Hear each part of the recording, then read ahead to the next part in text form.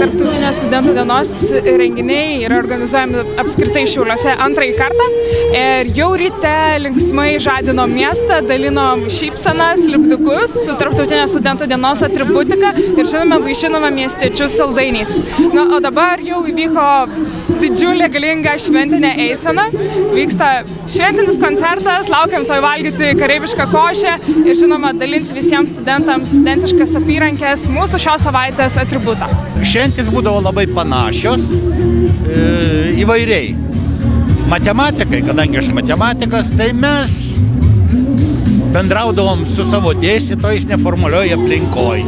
Pavyzdžiui, žaisdavom įvairius loginius žaidimus, šachmatais, šaškėmis. Turėdavom tokį bendrą vakarą, kuriame programa būdavo ne tik studentų, bet ir dėstytojai. Dažniausiai vieni kitiems pateikdavom tam tikrų staigmenų. Kažkas panašaus į dabartinis proto mūšius.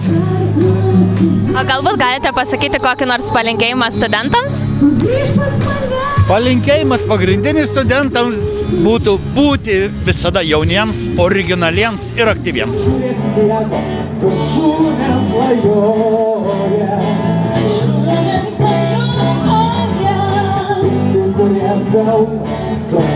Kokios emocijos užplūsta per studentų dieną?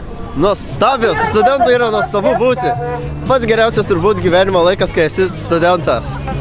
Visą savo gyvenimą praleidi tik savo ir mokslam ir tavo gyvenimas yra tiesiog nuostabus. Kiekvieną dieną tu eini į universitetą ir viskas nors naujo tau nutinka.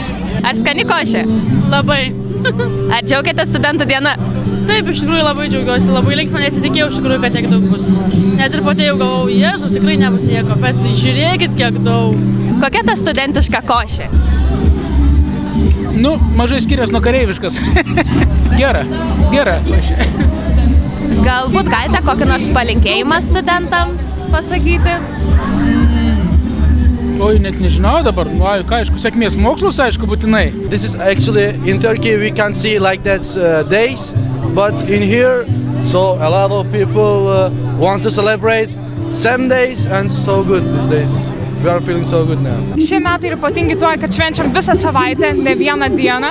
Tai yra ir susitikimai su įvairiais įdomiais žmonėmis, boulingo finalas, protmūšiai, studentiškas vakarėlis, įvairūs seminarai apie verslo kūrimą ir paskaita dėstytojams, žodžiu, veiklų pilna tiek universitete, tiek kolegijose.